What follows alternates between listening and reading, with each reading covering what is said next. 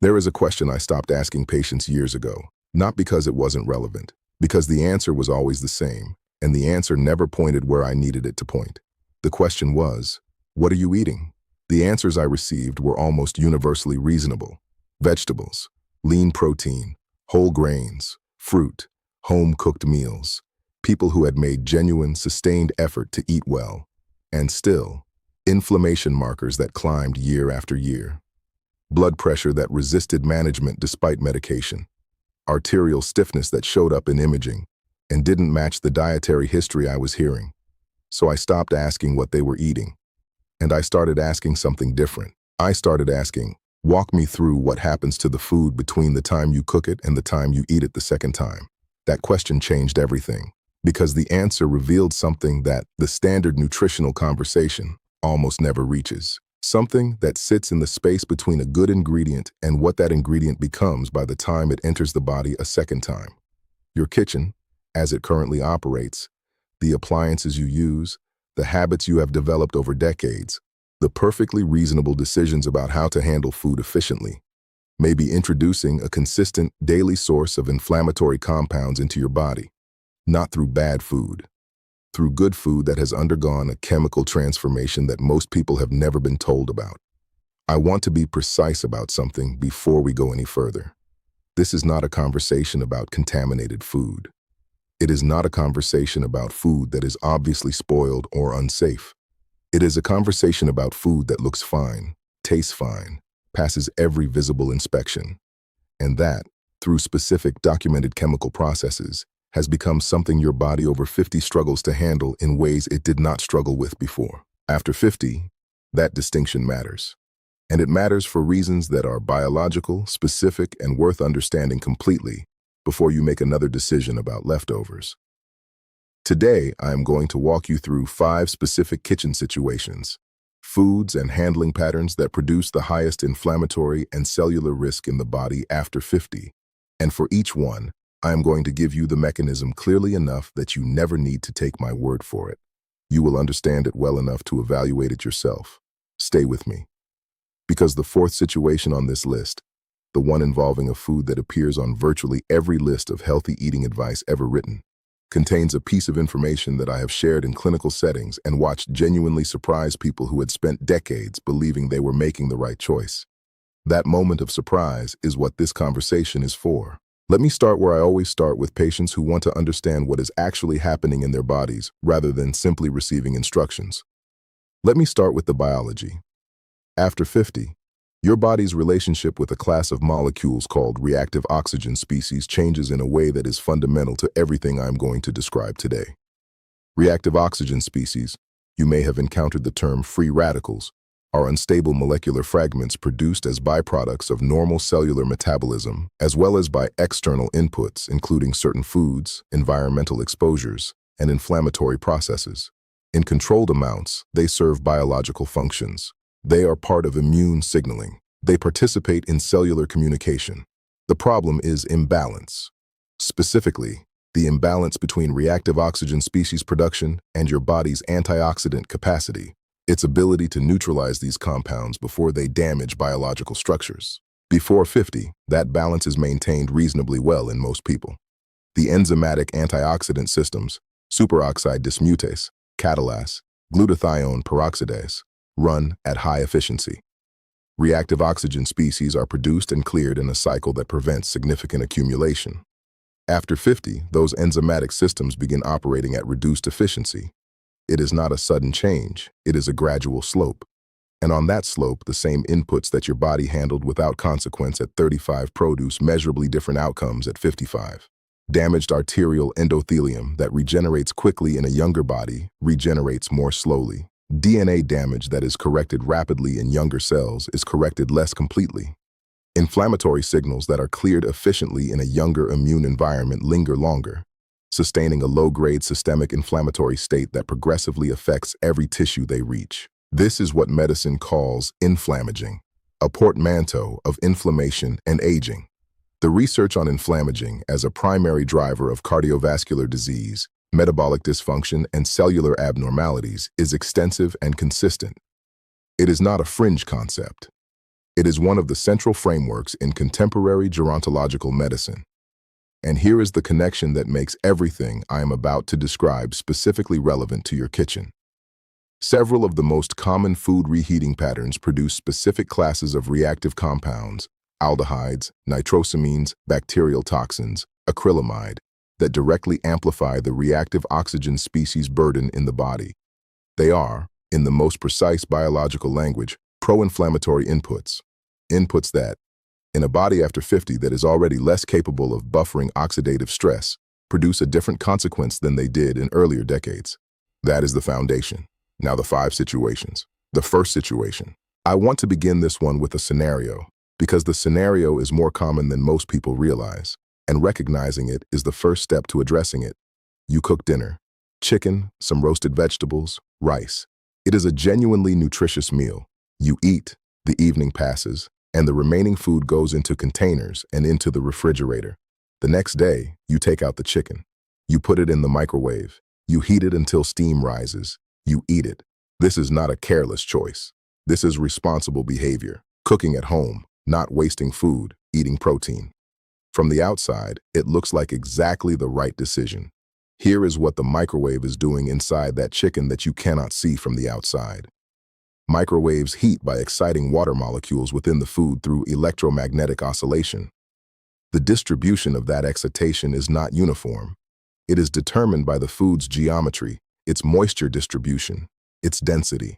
Within a piece of cooked chicken, particularly one that has been refrigerated and has varying layers of moisture, the microwave creates what physicists and food scientists call constructive and destructive interference patterns. Zones where the electromagnetic waves reinforce each other and generate intense heating, and zones where they cancel each other and generate almost none.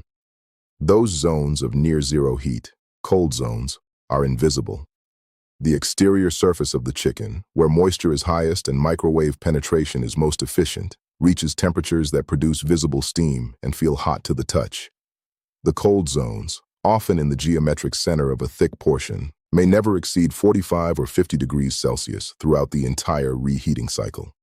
At that temperature range, 3 pathogens are not eliminated. They are preserved: Salmonella, Campylobacter, Listeria monocytogenes.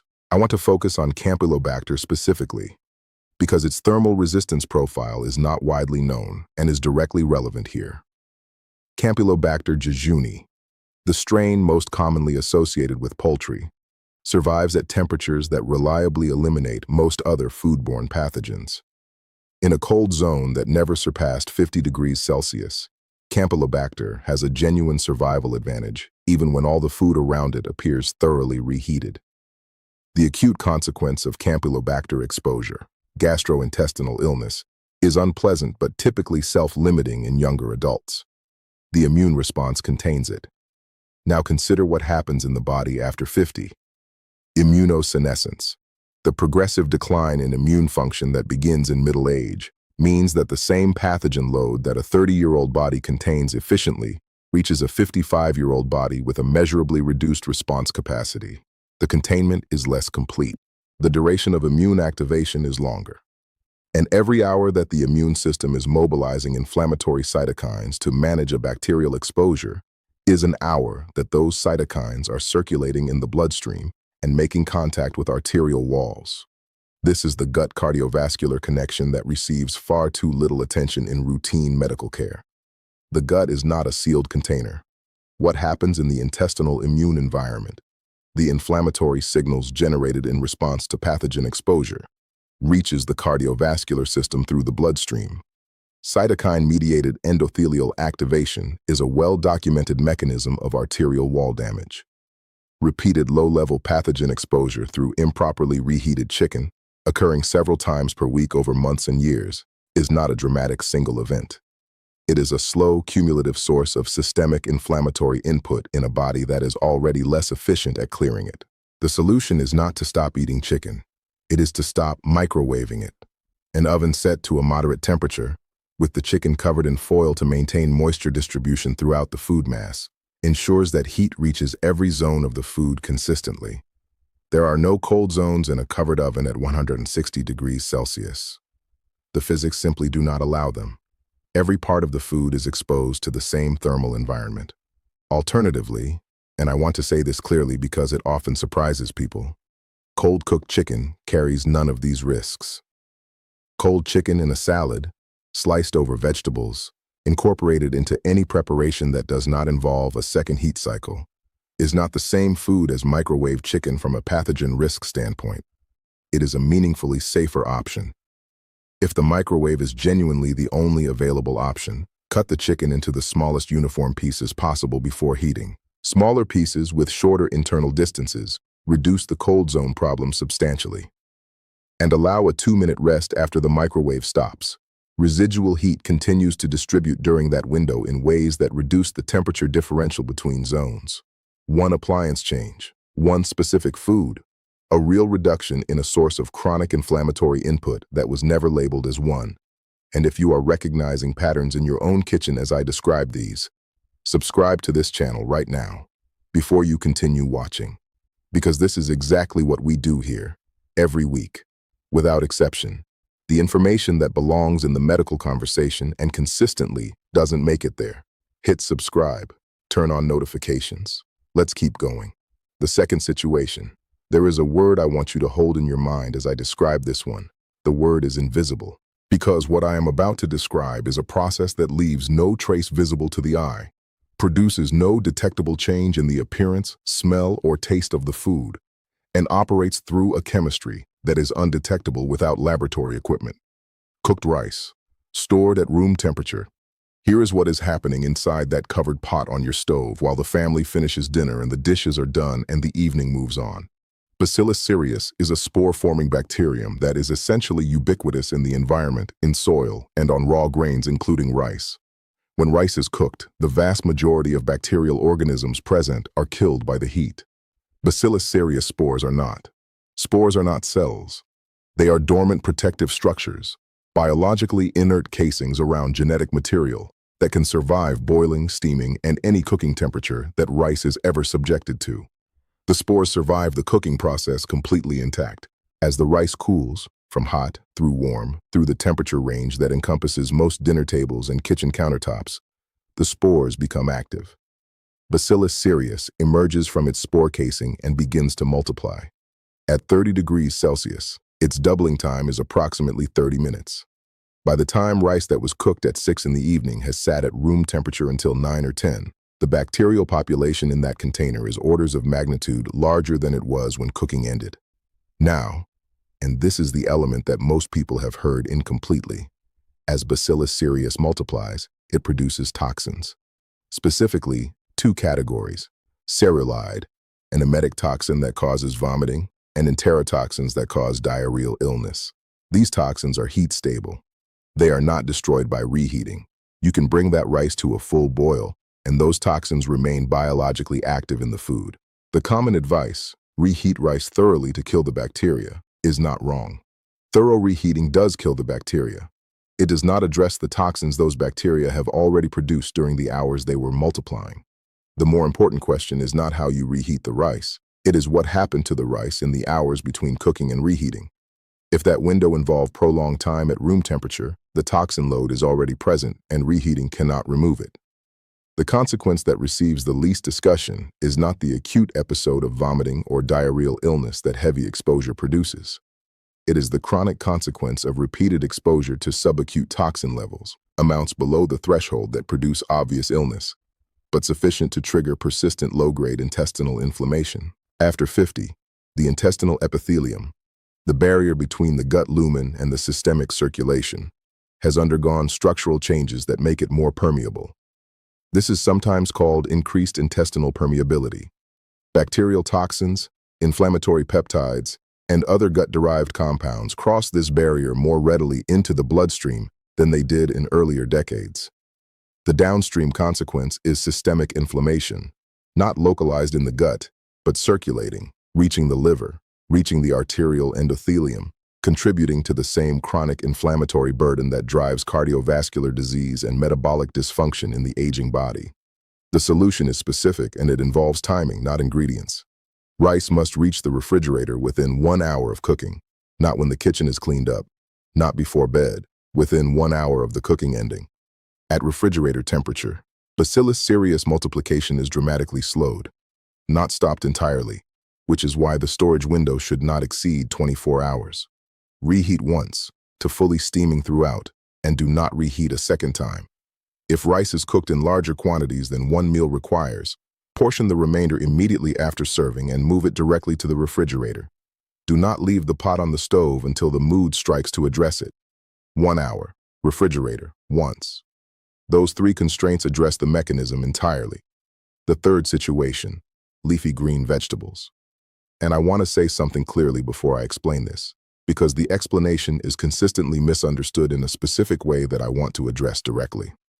Raw leafy greens, spinach, kale, chard, collard greens, arugula, are genuinely among the most nutritionally valuable foods available. I am not about to tell you otherwise.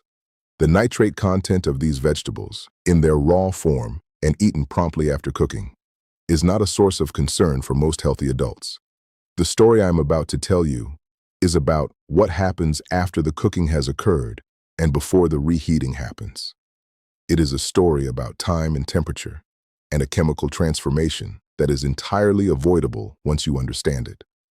Raw leafy greens contain naturally occurring inorganic nitrates, compounds present because the plants absorb nitrogen from the soil and convert it into various nitrogen-containing molecules as part of their normal biochemistry. In the intact, uncooked plant, these nitrates are stable. Your digestive system processes them through pathways that, under the right conditions, actually convert them to beneficial nitric oxide, the molecule that signals arterial smooth muscle to relax, supporting healthy blood pressure.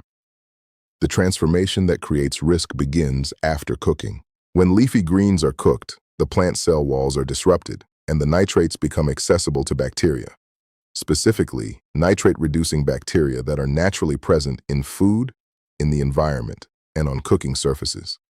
These bacteria carry out a reduction reaction. Nitrate becomes nitrite. At room temperature, this conversion happens rapidly. In a refrigerator, it happens more slowly, but continues. The stored cooked greens, whether at room temperature or refrigerated, are accumulating nitrites over time. Then the reheating occurs. Heat applied to a food containing nitrites and proteins, and cooked greens contain both, creates conditions for a third reaction, nitrosation. Nitrites react with secondary amines in the protein fraction of the food to form nitrosamines. Nitrosamines are classified by the International Agency for Research on Cancer in Group 2A, probable human carcinogens.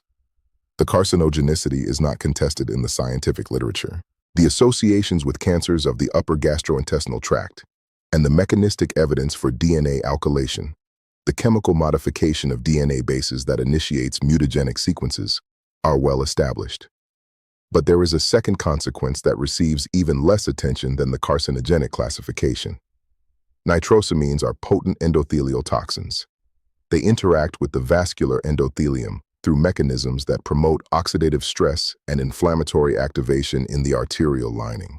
The same single-cell layer that aldehydes attack through lipid peroxidation, nitrosamines attack through a different but functionally convergent pathway, both degrading the endothelium's capacity to produce nitric oxide, regulate vascular tone, and resist inflammatory infiltration. After 50, with an endothelium that has already accumulated decades of wear and operates with reduced regenerative capacity, the contribution of nitrosamine exposure to baseline inflammatory burden is not trivial.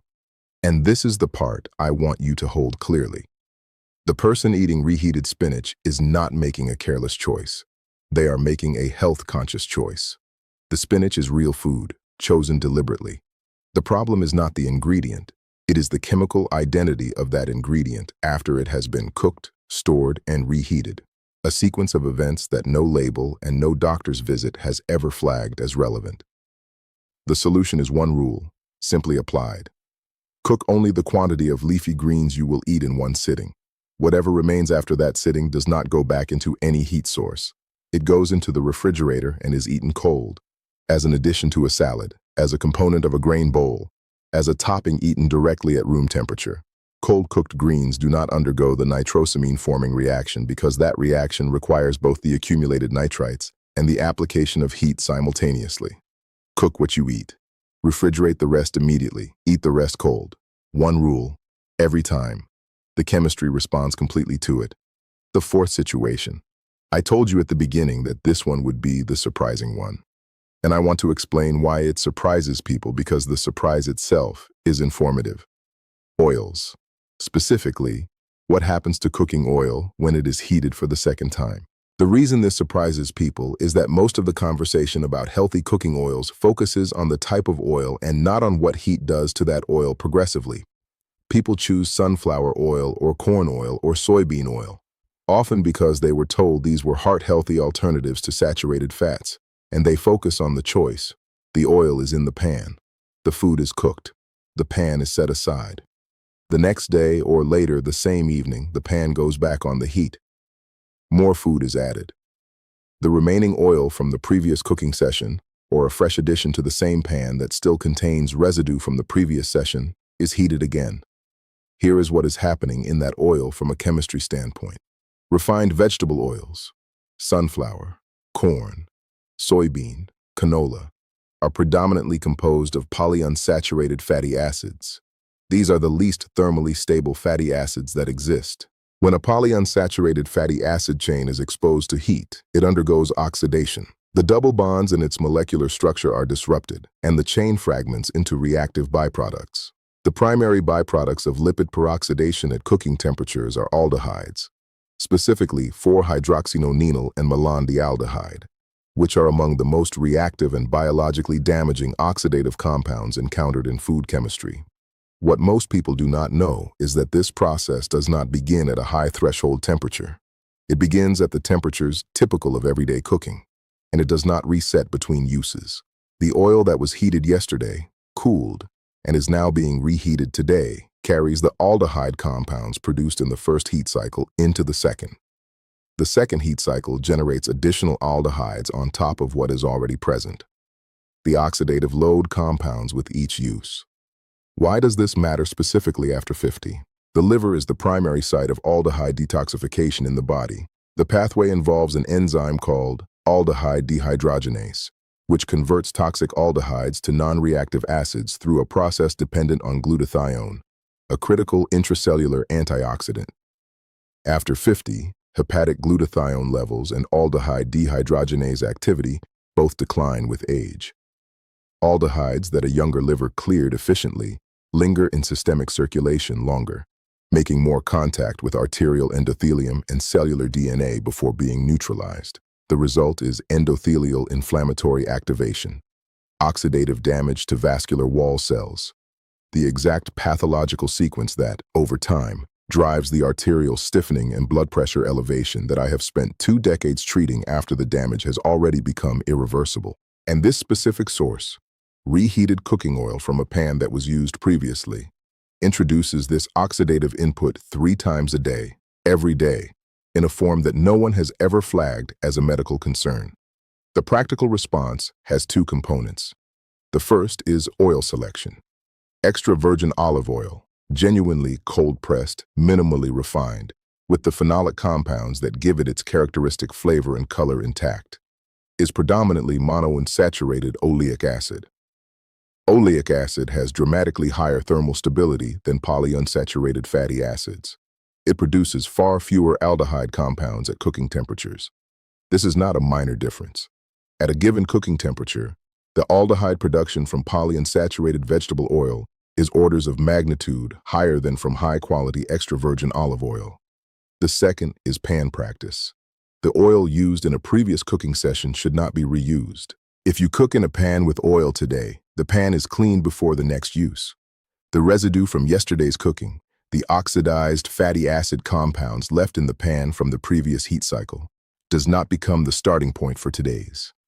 These 2 changes together represent a meaningful reduction in daily aldehyde exposure from one of the most consistent and overlooked dietary sources in the average kitchen. 1 oil. Clean pan each use. The chemistry responds directly to both. The 5th situation. Potatoes.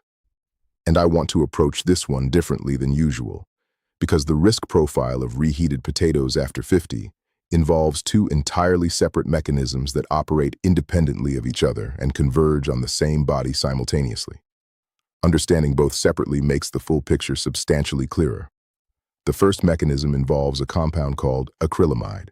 Acrylamide is produced through a chemical reaction called the Maillard reaction, the same reaction responsible for the browning and flavor development that occurs when starchy foods are cooked at high temperatures. The specific reaction that produces acrylamide involves asparagine, an amino acid naturally present in potatoes, and reducing sugars present in potato tissue. At oven or frying temperatures, these two compounds react to form acrylamide.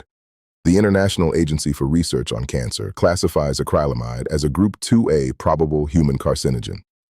The association with kidney cancer in particular, and the mechanistic evidence for genotoxicity, the capacity to damage DNA, are consistent in the literature. Here is the element of acrylamide that reheating adds specifically. The first cooking cycle produces acrylamide. It is present in the food before any reheating occurs. Eating the potato the first time involves that exposure.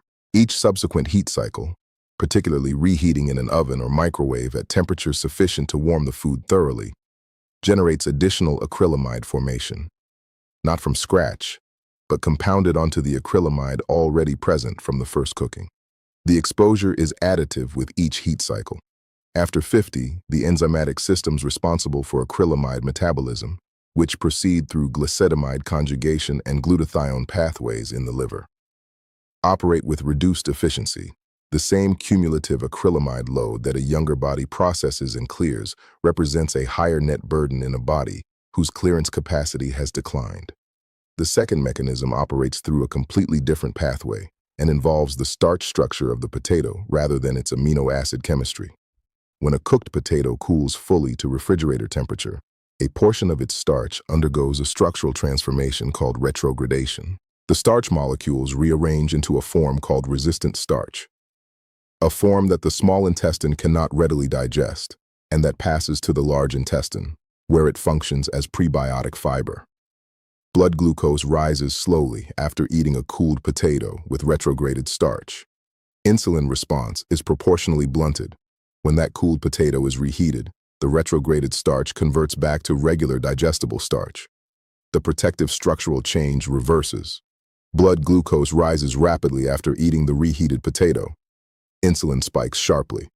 After 50, the physiological consequences of sharp insulin surges are different than they were at 30. Insulin resistance, the reduced sensitivity of cells to insulin signaling, is significantly more prevalent after 50. And its presence amplifies the vascular consequences of postprandial insulin spikes.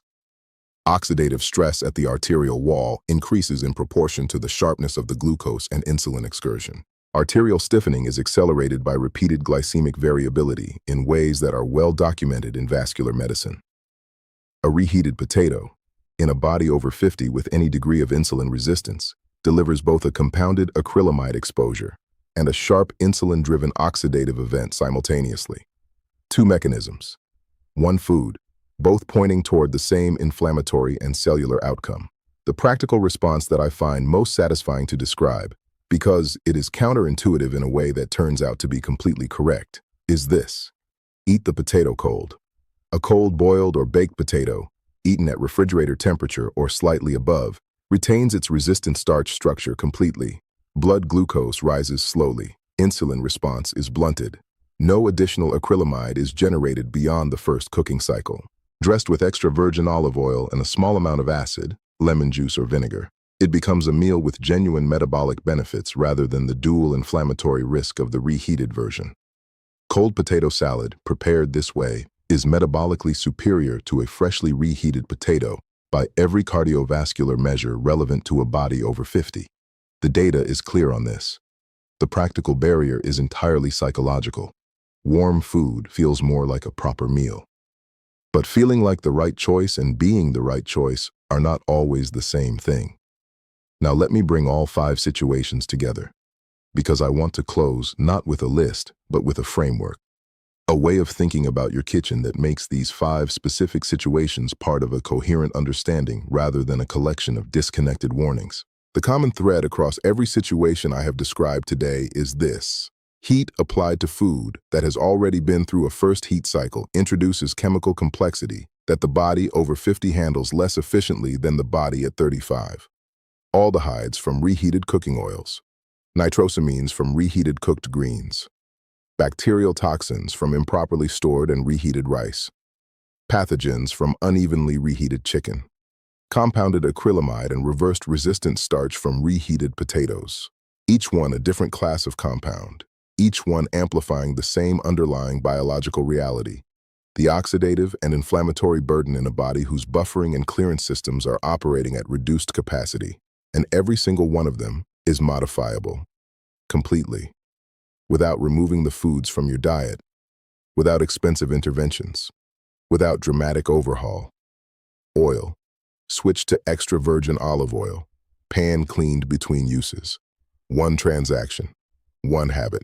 Leafy greens, cooked once, eaten promptly, refrigerated immediately, never reheated. One rule. Rice, refrigerator within 1 hour, reheated once to steaming, never a second time. 3 constraints on one food. Chicken, out of the microwave, into the oven covered at moderate heat, or eaten cold. One appliance decision for one specific food. Potatoes, eaten cold where possible, resistant starch intact, acrylamide not compounded. A reframe of what properly cooked means. Stacked together, maintained consistently over weeks and months, these changes represent a meaningful daily reduction in pro-inflammatory inputs entering the body through the most frequent route available. 3 meals a day, every day, for the rest of your life. The cumulative effect is not theoretical. It shows up in inflammatory markers, in blood pressure trajectories, in the rate at which arterial function declines or stabilizes, in the cellular environment that determines how efficiently DNA damage is caught and corrected before it becomes something that cannot be corrected. Your kitchen is not your enemy. It is the most powerful health environment available to you.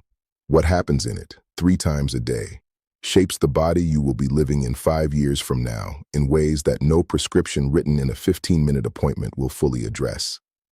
This is why I come out here, away from clinical environments, into spaces where I can think clearly and speak without the constraints of a system that is built around responding to illness rather than preventing it. You now have what that system does not always make time to provide. Before I close, I want to ask you something directly. Leave your answer in the comments. Which of these 5 situations did you recognize in your own kitchen? Not what surprised you most in the abstract. What you saw in your own daily routine as I described it. That comment matters, not because I collect answers, but because in my experience, when someone reads a comment that mirrors exactly what they are doing, a habit they had never once considered as a health decision, something shifts. The habit becomes visible, and only visible habits can be changed. One more thing before you move on. If you are not yet subscribed to this channel, do it now, not eventually. Right now, while this conversation is present. Because next week, there will be another one exactly like it, and the week after. This channel exists for one reason: to put the specific, mechanistic, unfiltered medical information that belongs in the conversation directly in front of the people who need it. Every week, without exception. Subscribe, turn on notifications, and share this with one person in your life over 50 whose kitchen is running the same patterns we discussed today without knowing it. 15 seconds. It could change something that cannot be changed later. The doctor may give the recommendation, but the kitchen has always been yours. Take care of yourselves. Stay curious, and keep asking the hard questions, every single one of them.